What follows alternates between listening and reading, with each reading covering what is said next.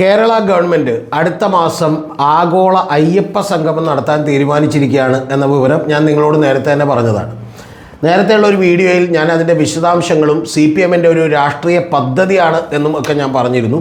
ആ രാഷ്ട്രീയ പദ്ധതി താൽക്കാലികമായി നടപ്പിലാക്കുന്നതിൽ തെറ്റില്ല. കാരണം അല്ലെങ്കിൽ ഇത്തരം കാര്യങ്ങൾ BJPക്ക് മാത്രമാണ് ഉപയോഗിക്കാൻ കഴിയുക, അല്ലെങ്കിൽ BJP ഇത് ഫലപ്രദമായി ഉപയോഗിക്കും എന്നുള്ള കാര്യത്തിലൊന്നും സംശയമില്ല. അപ്പോൾ അതുകൊണ്ട് തന്നെ ഈ പദ്ധതി എന്ന് പറയുന്നത് യഥാർത്ഥത്തിൽ CPM-ൽ നിന്ന് നഷ്ടപ്പെട്ടു പോയിട്ടുള്ള ഈഴവ, നായർ, OBC, ദളിത് വിഭാഗങ്ങളിലേക്ക് വോട്ടുകൾ കിട്ടാൻ സഹായിച്ചേക്കും എന്ന് പറയുന്ന ഒരു കാര്യവുമൊക്കെ തന്നെ ഞാൻ പറഞ്ഞിരുന്നു. പക്ഷേ യഥാർത്ഥത്തിൽ ഇതൊരു താൽക്കാലിക പരിഹാരമാണ്. യഥാർത്ഥത്തിൽ ചെയ്യേണ്ടത് ഇതല്ല എന്നുള്ളതുമൊക്കെ ഞാൻ വിശദമായി ആ വീഡിയോയിൽ പറഞ്ഞിട്ടുണ്ട്. അതിൻ്റെ ലിങ്ക് ഇവിടെ ഐ ബട്ടണിൽ കൊടുക്കുന്നുണ്ട്. നിങ്ങളത് കണ്ടിട്ടുണ്ടെങ്കിൽ കൃത്യമായി മനസ്സിലാവും. പക്ഷേ അതോടടുപ്പിച്ച് എനിക്ക് മറ്റൊരു കാര്യം കൂടി നിങ്ങളോട് പറയാനുള്ളത്, ഇതിൽ ഇപ്പോൾ പ്രധാനപ്പെട്ട ഒരു റോളിലേക്ക് വന്നേക്കുന്നത് NSS ആണ്. നേരത്തെ നമുക്കറിയാം NSS കഴിഞ്ഞ ഇലക്ഷനിലെല്ലാം തന്നെ CPM-നും LDF ഗവൺമെൻറ്റിനുമൊക്കെ എതിരായിരുന്നുവെങ്കിൽ NSS-ഉമായി വളരെ അടുപ്പത്തിലായിരിക്കുന്നു CPM എന്ന് പറയുന്ന ഒരു രാഷ്ട്രീയ പാർട്ടി. ആ CPM എന്ന് പറയുന്ന രാഷ്ട്രീയ പാർട്ടി NSS-നോട് അടുപ്പത്തിലായിരിക്കുന്നു. സുകുമാരൻ നായർക്ക് അസുഖമുണ്ടായപ്പോൾ പിണറായി വിജയൻ പോയി കണ്ടിരിക്കുന്നു. അതിനുശേഷം ഞാൻ മനസ്സിലാക്കുന്നത് പ്രകാരം KB ഗണേഷ് കുമാർ പോയി കണ്ടിരിക്കുന്നു. KN ബാലഗോപാലിൻ്റെ സഹോദരനായിട്ടുള്ള കലഞ്ഞൂർ മധു, അദ്ദേഹം രാജിവെച്ചിട്ടുള്ള പിരിഞ്ഞു പോകുന്ന ഡയറക്ടർ ബോർഡ് ഒഴിവിലേക്കാണ് ഗണേഷ് കുമാർ എത്തിപ്പെട്ടത്. അപ്പോൾ ഇത്തരത്തിലുള്ള സ്വാധീനങ്ങൾക്ക് വിധേയനായിക്കൊണ്ട് സുകുമാരൻ നായരും ഇത്തരത്തിലുള്ള ഒരു അടുപ്പത്തിലേക്ക് പിണറായിയുമായിട്ട് വന്നിരിക്കുന്നു. ഇതിൽ പ്രധാനപ്പെട്ട മറ്റു ചില കാര്യങ്ങൾ കൂടിയാണ്. അടുത്ത തവണ പോലും മിക്കവാറും അധികാരം പിണറായിയിലേക്ക് പോകാം എന്ന് പറയുന്ന ഒരു തോന്നൽ യഥാർത്ഥത്തിൽ NSS-നുണ്ടായിരിക്കുന്നു എന്നുള്ളതാണ് ഒരു കാര്യമെങ്കിൽ, രണ്ടാമത്തേത് VD സതീശനോട് വ്യക്തിപരമായി അത്ര താല്പര്യമില്ല എന്നുള്ളതും ഒരു പ്രധാനപ്പെട്ട കാര്യമാണ്. മൂന്നാമത്തെ കാര്യമെന്ന് പറയുന്നത് UDF-ന് വലിയ പ്രാമുഖ്യം കിട്ടുന്നത് ജമാഅത്തെ ഇസ്ലാമിയും SDP-യും അതുപോലെ മുസ്ലിം ലീഗ് പോലെയുള്ള കക്ഷികൾക്കായിരിക്കുമെന്നും അവർക്ക് വലിയ നേട്ടങ്ങളുണ്ടായിരിക്കുമെന്നും അത് UDF അധികാരത്തിൽ വന്നാൽ വിദ്യാഭ്യാസ വകുപ്പ്, പ്രത്യേകിച്ചും NSS-ന് വളരെ ആവശ്യമുള്ള താല്പര്യമുള്ള ഒരു മേഖല കൂടിയാണ്, ആ വിദ്യാഭ്യാസ വകുപ്പ് കൈകാര്യം ചെയ്യുന്നത് മുസ്ലിം ലീഗ് ആയിരിക്കുമെന്നൊക്കെയുള്ള ഭയത്തിലേക്ക് കൂടി യഥാർത്ഥത്തിൽ NSS എത്തിയിരിക്കുന്നു. അതുകൊണ്ട് NSS കഴിഞ്ഞ തവണ എടുത്തിട്ടുള്ള നിലപാടുകളിൽ നിന്ന് വിഭിന്നമായിക്കൊണ്ട് പിണറായിയോടും LDF-നോടും അടുക്കുന്നു എന്നുള്ളതാണ് ഏറ്റവും പ്രധാനപ്പെട്ട കാര്യം. സമദൂരം ഉപേക്ഷിച്ച് ഏതാണ്ട് ഒരു ശരിദൂരം എന്ന് പറയുന്ന ഒരു കാര്യത്തിലേക്ക് CPM-ൻ്റെ അതുമായി അടുപ്പമുള്ള ഒരു കാര്യത്തിലേക്ക് NSS എത്തിയിരിക്കുന്നു. ഇതിന് മറ്റൊരു പ്രധാനപ്പെട്ട കാര്യം കൂടിയുണ്ട്. അതിൻ്റെ കാര്യം NSS എന്ന് പറയുന്ന സഭ, അത് നായർ സർവീസ് സൊസൈറ്റിയാണ്. നായർ സമുദായത്തിനടക്കമുള്ള ഏറ്റവും വലിയ ഒരേ ഒരു സഭയാണ്. അപ്പോൾ ഈ സഭക്കൊക്കെ തന്നെ അടുത്ത തവണ BJP ഒരു കാരണവശാലും കൂടെ അധികാരത്തിൽ വരാൻ സാധ്യതയില്ലെന്നും അധികാരത്തിൽ വരണമെങ്കിൽ അത് LDF-നാണ് സാധ്യതയെന്നും LDF-ഉം UDF-ഉമായി തട്ടിച്ചു നോക്കുമ്പോൾ VD സതീശനേക്കാൾ നല്ലത് പിണറായി വിജയൻ അധികാരത്തിൽ വരുന്നതായിരിക്കുമെന്ന് NSS തീരുമാനിച്ചിരിക്കുന്നു എന്നുള്ളതാണ് ഒരു കാര്യം. രണ്ടാമത്തെ ഏറ്റവും പ്രധാനപ്പെട്ട കാര്യം, ഒരു സൈഡിൽ ഇതുപോലെ NSS-നെ കൃത്യമായി കയ്യിലെടുത്തിരിക്കുന്നു ആഗോള അയ്യപ്പ സംഗമത്തിലൂടെയെങ്കിൽ അതിനെ അനുകൂലിക്കുകയാണ് NSS ചെയ്യുന്നത്. എന്നാൽ അതിനെ എതിർക്കേണ്ട ഒരവസ്ഥയിലേക്ക് BJP എത്തിയിരിക്കുന്നു. കുമ്മനം രാജശേഖരും ബാക്കിയുള്ള ആളുകളുമൊക്കെ തന്നെ ഇത്തരത്തിൽ ഈ പറയുന്ന പോലെ വിമർശനങ്ങളുമായി മുന്നോട്ട് വരുന്നു. അതിൽ പല വിമർശനങ്ങളുമൊക്കെ വളരെ ദുർബലമായിട്ടുള്ള വിമർശനങ്ങളാണ്. നാസ്തികനായിട്ടുള്ള ഈശ്വരവിശ്വാസമില്ലാത്തൊരു മുഖ്യമന്ത്രി എങ്ങനെയാണ് ഉദ്ഘാടനം ചെയ്യുന്നതെന്ന് മുതൽ MK സ്റ്റാലിൻ എന്ത് ചെയ്യുന്നു, ഇങ്ങോട്ട് വന്നത് പരിപാടിയിൽ പങ്കെടുക്കുന്നു എന്നതുവരെയുള്ള വലിയ ചെറിയ തോതിലുള്ള വിമർശനങ്ങൾ മാത്രമേ ഇത് ഉന്നയിക്കാൻ കഴിയുന്നുള്ളൂ. ഈ വിമർശനങ്ങൾക്കെല്ലാം തന്നെ കേരള ഗവൺമെൻറ് പറഞ്ഞുകൊണ്ടിരിക്കുന്നത് ഞങ്ങൾക്ക് യാതൊരു വിധത്തിലുള്ള രാഷ്ട്രീയവും ഇതിനകത്തില്ലെന്നും VN വാസവൻ വന്നിട്ട് പറയുന്നത് ശബരിമലയുടെ വികസനം മാത്രമാണ് ഞങ്ങൾക്ക് ആവശ്യമുള്ളതെന്നും ആ ശബരിമലയുടെ വികസനത്തിലൂടെ നമ്മൾ മറ്റുള്ള ക്ഷേത്രങ്ങളെല്ലാം തന്നെ സഹായിക്കാനാണ് ലക്ഷ്യമിടുന്നതെന്നും അയ്യപ്പന്മാർക്ക് സൗകര്യമൊരുക്കുന്നത് മാത്രമാണ് ഞങ്ങളുടെ പദ്ധതി എന്നും പറഞ്ഞുകൊണ്ടാണ് അതിനെ ഡിഫെൻഡ് ചെയ്യുന്നതെങ്കിൽ, ഇന്ന് ഞാൻ ഈ വീഡിയോ എടുക്കുന്നതിന് ഏതാനും മിനിറ്റുകൾക്ക് മുമ്പ് വെള്ളാപ്പള്ളി നടേശൻ കൂടി മാധ്യമങ്ങളെ കണ്ടിരിക്കുന്നു. വെള്ളാപ്പള്ളി നടേശൻ മാധ്യമങ്ങളെ കണ്ട് പറഞ്ഞത് യഥാർത്ഥത്തിൽ പിണറായി വിജയനും CPM-നും LDF സർക്കാരിനുമൊക്കെ കൃത്യമായി ഏതാണ്ട് അതിൻ്റെ ഒരു ഔദ്യോഗിക വക്താവ് എന്നുള്ള നിലയിൽ ചർച്ചയിലൊക്കെ വരുന്ന CPM-നെ പ്രതികരിക്കുന്ന ഒരാളെ പോലെ ഗംഭീരമായി വെള്ളാപ്പള്ളി നടേശനും കൂടി CPM-നോടും LDF-നോടും ചേർന്ന് നിന്നുകൊണ്ട് ചില കാര്യങ്ങൾ, ചില വിമർശനങ്ങൾക്കുള്ള മറുപടികൾ കൂടി അദ്ദേഹം പറഞ്ഞിരിക്കുന്നു. അതിൽ അദ്ദേഹം പറഞ്ഞ ഏറ്റവും പ്രധാനപ്പെട്ട കാര്യങ്ങളിലൊന്ന് ശബരിമല പ്രക്ഷോഭവുമായി ബന്ധപ്പെട്ട് നിരവധി ആളുകൾക്കെതിരെ കേസെടുത്തിട്ടുണ്ട്. ആ കേസെടുത്തതിൽ പലരും NSSൻ്റെ ഭാരവാഹികളാണ്, താലൂക്ക് മണ്ഡലം ഭാരവാഹികളൊക്കെയാണെന്നും അവരെയൊക്കെ ഇപ്പോഴും കേസുകളിൽപ്പെട്ട് ഒരു വിദേശത്തേക്ക് ജോലിക്ക് പോകാൻ കഴിയാതെ ഗവൺമെൻറ് ജോലികൾ ഏറ്റെടുക്കാൻ കഴിയാതെ നടക്കുകയാണെന്നും അവരുടെ ബുദ്ധിമുട്ടുകൾ പെരുന്നയിലുള്ള സുകുമാരൻ നായർ സാർ മനസ്സിലാക്കണമെന്നുമൊക്കെയാണ് ഈ പറയുന്ന കഴിഞ്ഞ ദിവസം കുമ്മനം രാജശേഖരൻ പറഞ്ഞിരുന്നെങ്കിൽ ഏതാണ്ട് അതിനോടടുപ്പിച്ചുള്ള ഒരു കാര്യം വെള്ളാപ്പള്ളി നടേശൻ കൂടി പറഞ്ഞിരിക്കുന്നു. ആ കേസുകളൊക്കെ ഒന്ന് പിൻവലിച്ചു കൊടുത്താൽ നല്ലത് എന്ന് പറഞ്ഞിരിക്കുന്നു. അത് പക്ഷേ ചോദ്യത്തിന് ഉത്തരമായിട്ടാണ് പറഞ്ഞത്. അത് മാത്രമാണ് അദ്ദേഹം ഒരു സജഷനായി മുന്നോട്ട് വെച്ചത്. മറ്റുള്ള കാര്യങ്ങളിലെല്ലാം അദ്ദേഹം പിണറായി വിജയനെ അതിഗംഭീരമായി ഡിഫെൻഡ് ചെയ്തിരിക്കുന്നു എന്നുള്ളതാണ്. എന്ന് പറഞ്ഞാൽ അദ്ദേഹം പറഞ്ഞത് സ്ത്രീ പ്രവേശനം എന്ന് പറഞ്ഞാൽ ഗവൺമെൻറ് ഇപ്പോൾ അതിന് ശ്രമിക്കുന്നില്ലല്ലോ, എന്തിനാണ് നിങ്ങൾ ചർവിത ചർവണം പോലെ ഇത് തന്നെ പറഞ്ഞുകൊണ്ടിരിക്കുന്നത്? ഒരു നല്ല കാര്യത്തോട് സഹായിക്കൂ, അവിടെ അയ്യപ്പന്മാർക്ക് ശബരിമലക്കും കുറച്ച് ഗുണമുണ്ടാവട്ടെ. നിരവധി ക്ഷേത്രങ്ങൾ, അതിൻ്റെ കണക്കുകളൊക്കെ ഞാൻ പറഞ്ഞതാണ്, 58 ക്ഷേത്രങ്ങൾ ഒഴികെയുള്ള 1194 ക്ഷേത്രങ്ങൾ, അതായത് ഈ ട്രാവൻകൂർ ദേവസ്വം ബോർഡിൻ്റെ കീഴിലുള്ള ക്ഷേത്രങ്ങളിൽ ഈ 1194 ക്ഷേത്രങ്ങൾക്ക് സ്വയം പര്യാപ്തതയില്ലെന്നും 58 ക്ഷേത്രങ്ങൾക്ക് മാത്രമാണ് സ്വയം പര്യാപ്തതയെന്നും ബാക്കിയുള്ള ക്ഷേത്രങ്ങൾക്കെല്ലാം ക്യാഷ് കൊടുക്കുന്നതും അവരെയൊക്കെ സഹായിക്കുന്നതുമൊക്കെ ശബരിമലയിൽ നിന്ന് കിട്ടുന്ന 350 കോടിയുടെ വരുമാനം കൊണ്ടാണെന്നും, അപ്പോൾ അത്തരത്തിൽ ഈ പറയുന്ന അത്തരത്തിലൊരു നല്ല കാര്യം ചെയ്യുന്നതിന് എന്തിനാണ് നിങ്ങൾ എതിർക്കാൻ നോക്കുന്നത്?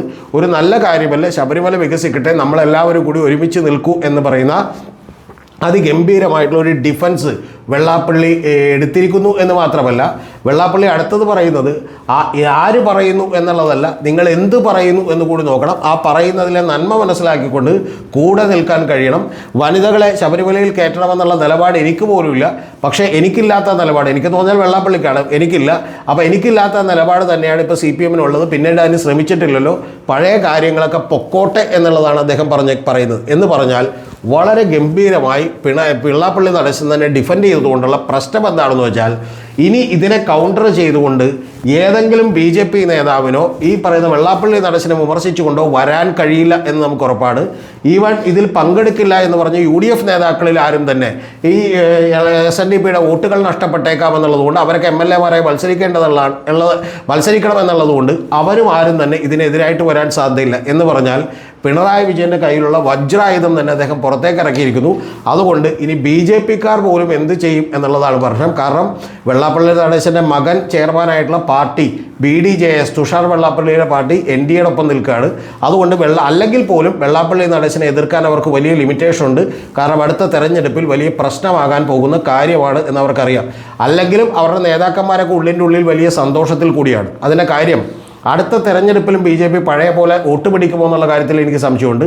കാരണം 2016 പിടിച്ചതിനേക്കാൾ 4,10,000-ഓളം വോട്ടുകൾ കുറവാണ് 2021 BJP കിട്ടിയെന്ന് ആലോചിക്കണം. പക്ഷേ ലോക്സഭയിലേക്ക് വരുമ്പോൾ BJPയുടെ പെർഫോമൻസ് കുറേ കൂടി കൂടിയിട്ടുണ്ട് 2024. അത്ര വോട്ടുകൾ പിടിച്ചു നിർത്താൻ പെടാപ്പാട് പെടേണ്ടി വരും രാജീവ് ചന്ദ്രശേഖറിന്.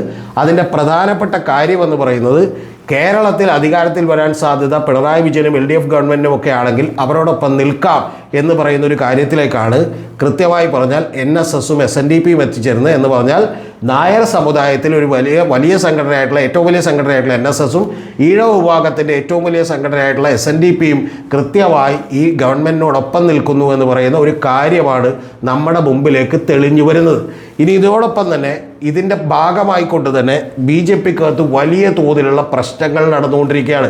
ആ വലിയ തോതിലുള്ള പ്രശ്നങ്ങൾ എന്ന് പറഞ്ഞാൽ എല്ലാ വാർഡുകളിലും തന്നെ 100-150 പേരുടെയൊക്കെ സമ്മേളനം വിളിച്ചു കൂട്ടണമെന്ന് വിചാരിച്ചിരുന്നു. 23,000-ലധികം വാർഡുകളുണ്ട് കേരളത്തിൽ. പക്ഷേ ആകെ വിളിച്ചു കൂട്ടാൻ കഴിഞ്ഞത് 1000-ഓളം വരുന്ന വാർഡുകളിൽ മാത്രമാണ്. അത് തന്നെ 30-40 പേര് മാത്രമേ പങ്കെടുത്തിട്ടുള്ളൂ എന്നുള്ളതാണ്. അതുകൊണ്ട് രാജീവ് ചന്ദ്രശേഖറിന് ഈ പണി അറിയില്ലെന്നും തെരഞ്ഞെടുപ്പ് നയിക്കാനുള്ള പരിചയം അദ്ദേഹത്തിനില്ലെന്നും ഒക്കെയുള്ള വലിയ രൂക്ഷമായിട്ടുള്ള വിമർശനം മുരളീധരൻ സുരേന്ദ്ര പക്ഷങ്ങളിൽ നിന്ന് തന്നെ ഉണ്ടായിക്കൊണ്ടിരിക്കുകയാണ്. അവർ നിയമിച്ചിട്ടുള്ള ജില്ലാ പ്രസിഡന്റുമാരാണ് 30-ൽ മഹാഭൂരിപക്ഷം പേരും. അതുകൊണ്ട് തന്നെ അവരൊക്കെ തന്നെ ഇതുമായി സഹകരിക്കുന്നതൊക്കെ കുറവാണ്. എന്ന് പറഞ്ഞാൽ ഇത്തരത്തിൽ വലിയ പ്രതിസന്ധിയിലേക്ക് കൂടി BJP എത്തിപ്പെട്ടിരിക്കുന്നു. ഞാൻ നേരത്തെ പറഞ്ഞ പോലെ വലിയ എഡ്ജ് CPM-ന് കിട്ടിയിരിക്കുന്നു. ഇത് നിലനിർത്തി കൊണ്ടുപോകാൻ കഴിഞ്ഞാൽ CPM-നെ സംബന്ധിച്ചോളം അത് വലിയ നേട്ടമായിരിക്കും ഉണ്ടാക്കുക എന്നുള്ളതാണ് ഒരു കാര്യം. ഇനി ഇതോടൊപ്പം തന്നെ മറ്റ് ചില കാര്യങ്ങൾ കൂടി നമ്മൾ എടുത്തു നോക്കുമ്പോൾ ഇതൊരു വലിയ സ്ട്രാറ്റജിയുടെ ഭാഗമാണ് എന്നുള്ളത് കൂടി നിങ്ങൾക്ക് മനസ്സിലാവും. അതിൽ ഏറ്റവും പ്രധാനപ്പെട്ട കാര്യം കുന്നംകുളത്തുള്ള ഒരു സ്കൂളിലെ ടീച്ചർ കഴിഞ്ഞ ദിവസങ്ങളിൽ ഒരു ഓണത്തിൻ്റെ ആഘോഷത്തിന് കുട്ടികൾ പങ്കെടുക്കേണ്ടതില്ല എന്ന് പറഞ്ഞൊരു വാട്സപ്പ് മെസ്സേജ് ഇട്ടിരുന്നു. കാരണം അത് മുസ്ലിംസിൻ്റെ ഒരു ആഘോഷമല്ല എന്നൊക്കെ പറഞ്ഞിട്ടിരുന്നു. അത് അങ്ങേറ്റം തെറ്റാണ്. ഇതൊക്കെ ഈ നാട്ടിൽ വിഭജനം ഉണ്ടാക്കാൻ മാത്രമേ സഹായിക്കുള്ളൂ. ആ ടീച്ചറെക്കെതിരെ നിയമപരമായ നടപടികൾ എടുക്കേണ്ടതാണ് എന്നുള്ള കാര്യത്തിലൊന്നും എനിക്ക് സംശയമില്ല. പക്ഷേ അത്തരത്തിൽ ഉള്ള ഒരു സംഭവം ഉണ്ടായപ്പോൾ അതിനെതിരെ സാധാരണ പ്രതിഷേധിക്കാൻ ഇറങ്ങുന്നത് ഏതെങ്കിലും മുസ്ലിം സംഘടനകളൊക്കെ അല്ലെങ്കിൽ ഹിന്ദു സംഘടനകളൊക്കെ ആണെങ്കിൽ വലിയ പ്രശ്നമായി പോയേനെ. പക്ഷേ നല്ലൊരു കാര്യം, അതിനെതിരെ ഏറ്റവും ആദ്യം പ്രതിഷേധിക്കാൻ വേണ്ടി ഇറങ്ങിയത് DYFI ആണ്. ആ DYFI പ്രതിഷേധിച്ചതിനെ ഞാൻ അനുകൂലിക്കുന്നു. കാരണം ഇത്തരത്തിൽ വിഭാഗീയമായിട്ടുള്ള ചിന്തകൾ കുട്ടികളുടെ മനസ്സിലേക്ക് കൊടുക്കാൻ ഒരു ടീച്ചർ ഒരിക്കലും ശ്രമിക്കാൻ പാടില്ലാത്തതാണ്. എല്ലാ ആഘോഷങ്ങളും തന്നെ അവരോട് ആഘോഷിച്ച് വളരാൻ പറയേണ്ടതാണ് എന്നുള്ളതാണ് എൻ്റെ വ്യക്തവും കൃത്യവുമായിട്ടുള്ള അഭിപ്രായം. അപ്പോൾ അങ്ങനെ DYFI ഈ പറയുന്ന പോലെ പ്രതിഷേധിക്കാൻ വേണ്ടി വരുമ്പോൾ ഇന്ന് സംഭവിച്ചേക്കണ മറ്റൊരു കാര്യമെന്ന് പറയുന്നത് യഥാർത്ഥത്തിൽ അരിവാൾ സുന്നികൾ എന്നൊക്കെ അറിയപ്പെടുന്ന CPM-നോടൊപ്പം എല്ലാ കാലത്തും നിന്നിട്ടുള്ള ഒരു വിഭാഗമാണ് കാന്തപുരം അബൂബക്കർ മുസ്ലിയാരുടെ വിഭാഗം. ആ കാന്തപുരം അബൂബക്കർ മുസ്ലിയാരുടെ സ്റ്റുഡൻറ് സംഘടനയൊക്കെ തന്നെ കൃത്യമായി ഇപ്പോൾ DYFI-ക്കെതിരെ കൂടി രംഗത്തെത്തിയിരിക്കുന്നു. ആ സുന്നി വിഭാഗത്തിൽ നിന്ന് അവർ പറഞ്ഞുകൊണ്ടിരിക്കുന്നത് ആഘോഷങ്ങളിൽ നിന്ന് വിട്ടുനിൽക്കാനുള്ള സ്വാതന്ത്ര്യവും ഓരോരുത്തർക്കുണ്ടെന്നും അതുകൊണ്ട് ഇത്തരത്തിലുള്ള ഈ പറയുന്ന പോലെ കപട മതേതരത്വമാണ് DYFI ഉയർത്തിപ്പിടിക്കുന്നതെന്നും അതുകൊണ്ട് അവരുടെ വാക്കുകൾ കേൾക്കേണ്ടതില്ലെന്നും പറഞ്ഞുകൊണ്ട് ടീച്ചർക്ക് പിന്തുണ പ്രഖ്യാപിച്ചുകൊണ്ടാണ് കാന്തപുരം അബൂബക്കർ മുസ്ലിയാരുടെ സംഘടനകളൊക്കെ തന്നെ പുറത്തേക്ക് വന്നിട്ടുള്ളത്. അപ്പോൾ യഥാർത്ഥത്തിൽ CPM അത്തരം വിഷയങ്ങൾ ഏറ്റെടുക്കുമ്പോൾ സംഭവിക്കുന്നത് എന്താണെന്ന് വെച്ചാൽ യഥാർത്ഥത്തിൽ കേരളത്തിൽ ഈ പറയുന്ന പോലെ മുസ്ലിം അല്ലെങ്കിൽ ഇത്തരത്തിലുള്ള ശരിയായ നിലപാടാണ് DYFI എടുത്തത്. പക്ഷേ എങ്കിൽ പോലും ആ നിലപാടുകൾക്കെതിരെ കാന്തപുരം അബൂബക്കർ മുസ്ലിയാരും മറ്റു സംഘടനകളും ഒക്കെ നിൽക്കുമ്പോൾ നേരത്തെ CPM എടുത്തിട്ടുള്ള ഗസയോ പാലസ്തീനോ അല്ലെങ്കിൽ CA വിരുദ്ധ പ്രക്ഷോഭമോ ഒക്കെ മാറ്റിക്കൊണ്ട് യഥാർത്ഥത്തിൽ കുറച്ചുകൂടി ഒരു ഹിന്ദു ഐക്യപ്പെടുന്നു എന്ന് പറയുന്ന ഹിന്ദു ഈ പറയുന്ന പോലെ ആശയങ്ങളോട് ഐക്യപ്പെടുന്നു എന്ന് പറയുന്ന ഒരു തോന്നലുണ്ടാക്കാൻ യഥാർത്ഥത്തിൽ ഇത് സഹായിക്കുകയും DYFI-യെ കാന്തപുരം അബൂബക്കർ മുസ്ലിയാരുടെ ഗ്രൂപ്പ് പോലും ഈ പറയുന്ന പോലെ വിമർശിക്കുകയും ചെയ്യുന്ന ലെവലിലേക്ക് എത്തുകയും ചെയ്യുമ്പോൾ അതുപോലും ഈ പറയുന്ന ഒരു ഹിന്ദു സമുദായത്തിൻ്റെ ഇടക്കുള്ള അല്ലെങ്കിൽ ഒരുപക്ഷെ BJP-ക്കൊക്കെ വോട്ട് ചെയ്യുന്ന കുറച്ചുകൂടി തീവ്ര വലതുപക്ഷ നിലപാടുകൾ എടുക്കുന്ന ആളുകൾക്ക് പോലും CPM-നോട് സമരസപ്പെടാനുള്ള ഒരു സാഹചര്യം ഒരുക്കും എന്നാണ് ഞാൻ വിചാരിക്കുന്നത്.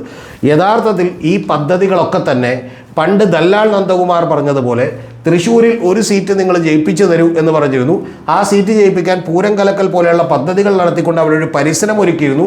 അതായത് യഥാർത്ഥത്തിൽ CPM-കാർ എന്ന് BJP വോട്ട് ചെയ്യാൻ പറയേണ്ട, പറഞ്ഞില്ലെങ്കിൽ പോലും നിഷ്പക്ഷരായിട്ടുള്ള ആളുകളെ കൊണ്ടും സുരേഷ് ഗോപി വോട്ട് ചെയ്യാൻ കഴിയുന്ന ഒരു പരിസരം ഒരുക്കിയതുപോലെ 2026 വരുമ്പോൾ യഥാർത്ഥത്തിൽ ഇത്തരത്തിൽ BJP-യുടെ പ്രവർത്തകരുടെ വോട്ട് വളരെ കുറവാണ്. അനുഭാവികളുടെ വോട്ടായിരിക്കും ഒരു 10-25 ലക്ഷത്തിലേക്ക് വരുന്ന വോട്ടുണ്ടാവുക. ആ വോട്ടുകളിൽ മഹാഭൂരിപക്ഷവും തന്നെ നായർ, ഈഴവ, ദളിത് കമ്മ്യൂണിറ്റികളുടെ വോട്ടുകളെല്ലാം തന്നെ CPM-ലേക്ക് ചെയ്യാൻ തോന്നുന്ന ലെവലിലുള്ള ഒരു പരിസരമൊരുക്കുന്ന പണി എന്ന് പറയുന്ന ഒരു പ്രൊജക്റ്റ് കൂടിയാണ് ഈ പറയുന്ന ആഗോള അയ്യപ്പ സംഗമത്തിൻ്റെ പുറത്ത് നടക്കുന്നത്. അത് CPM വിജയിക്കട്ടെ എന്ന് ഞാൻ വിചാരിക്കുന്നു. കാരണം ഇത്രയേക്കാൾ വലിയ വിഭാഗീയതയുടെ പ്രൊജക്റ്റുകളിലൂടെയാണ് യഥാർത്ഥത്തിൽ ഇവിടെ BJP-ഒക്കെ പല സംസ്ഥാനങ്ങളിലും അധികാരത്തിൽ വന്നിട്ടുള്ളത്. അവർ കുറേ കൂടി ഇത്തരത്തിലുള്ള വിഭാഗീയത കൂട്ടാൻ വേണ്ടി പല കാലത്തും ശ്രമിച്ചിട്ടുണ്ട്. അത്തരത്തിൽ ഉള്ളിൻ്റെ ഉള്ളിൽ അത്ര വിഭാഗീയത ഒന്നുമില്ലെങ്കിലും തൽക്കാലത്തേക്ക് ഒരു ഇലക്ഷൻ ജയിക്കാൻ ഇത്തരത്തിലുള്ള തന്ത്രങ്ങൾ CPM ഉപയോഗിക്കുന്നു എന്നാണ് എനിക്ക് മനസ്സിലാകുന്നത്. അതിൽ തെറ്റൊന്നും ഞാൻ കാണുന്നില്ല എന്ന് പറയുന്നത് അതുകൊണ്ടാണ്. അത്തരത്തിലുള്ള ഒരു വലിയ രാഷ്ട്രീയ പദ്ധതിക്ക് കളമൊരുങ്ങിയിരിക്കുന്നു. NSS-ഉം SNDP-യും അപൂർവങ്ങളിൽ മാത്രമാണ് CPM-നെ പിന്തുണച്ചിട്ടുള്ളത്. അത്തരത്തിലുള്ള പിന്തുണയിലേക്ക് അവർ വരുന്നു. മൊത്തത്തിലുള്ള ഹിന്ദു ഈ പറയുന്ന സമുദായങ്ങളുടെയൊക്കെ തന്നെ പിന്തുണ CPM-ന് കിട്ടുന്നു. പകരം മുസ്ലിം സമുദായത്തിൽ നമുക്കറിയാം വലിയ തോതിൽ 12 ലക്ഷം വോട്ടുകൾ മുസ്ലിം ലീഗിന് കിട്ടും. ഒരു 17 ലക്ഷത്തോളം വോട്ടുകൾ മുസ്ലിം ലീഗിന് കേരളം മൊത്തം ഉണ്ടാവും. അതിൽ തന്നെ ഈ പറയുന്ന പോലെ കുറച്ച് വോട്ടുകൾ കൂടി CPM-ന് ഉറപ്പായിട്ടും കിട്ടും. കാരണം അത് അവരുടെ സഖാക്കളായിട്ടുള്ള ആളുകളൊക്കെ തന്നെ നിരവധിയുണ്ട്. അപ്പോൾ അത്തരത്തിലുള്ള വോട്ടുകൾ കൂടി സമാഹരിക്കുമ്പോൾ 2026 ഒരു തമ്പിങ് മജോറിറ്റിയോടുകൂടി ഞങ്ങൾക്ക് തന്നെ വീണ്ടും അധികാരത്തിലേക്ക് വരാൻ കഴിയും. അതിൽ CPM-ൻ്റെ ഇപ്പോഴത്തെ കണക്കൂട്ടലുകൾ 99 സീറ്റുകളൊന്നും കിട്ടിയില്ലെങ്കിലും ഒരു 80-85 സീറ്റുകൾ നേടിക്കൊണ്ട് CPM-ന് അധികാരത്തിലേക്ക് വരാൻ കഴിയും. ഈ കോമ്പിനേഷൻ കൃത്യമായി വർക്കൗട്ട് ചെയ്താൽ എന്നുള്ളതാണ് അവർ വിചാരിക്കുന്നത്. അതിൽ നേരത്തെ പറഞ്ഞ കാന്തപുരത്തിൻ്റെയൊക്കെ സഹായം കൂടി ഉണ്ടാവും. അങ്ങനെ വരുമ്പോൾ തീർച്ചയായിട്ടും 2026 UDF-ന് ഒരു ബാലികേറ മലയാകും എന്നുള്ളതാണ് ഈ പ്രൊജക്റ്റിൻ്റെ ഏറ്റവും ഒടുവിൽ വരാനിരിക്കുന്ന കാര്യം. ഇതിനെ കൃത്യമായി പ്രതിരോധിക്കാൻ UDF-ന് കഴിഞ്ഞില്ലെങ്കിൽ